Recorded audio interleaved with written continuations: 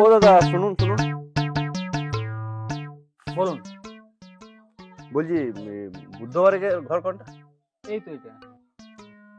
এটা? হ্যাঁ। তো ডাকুন না একবার। আমি উঠাতে পারি।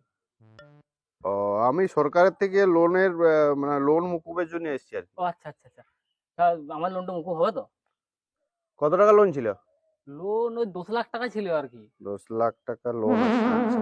তার মধ্যে 3 লাখ টাকা কোনো রকম করে শোধ করেছি কষ্টাকষ্টি করে। মানে 7 লাখ টাকা বাকি হ্যাঁ, আছে? 7 লাখ টাকা বাকি আছে। 7 লাখ টাকা মুকুব করতে হবে? 7 লাখ টাকা মুকুব ঘরে আর গাড়ি আছে কিস্তি। কোনো? না না, গাড়ি একটা ছিল। হ্যাঁ। ঠিক আছে, এই তো ওভাবে সংসার বিকিয়ে দিতে হয়েছে গাড়িটাও।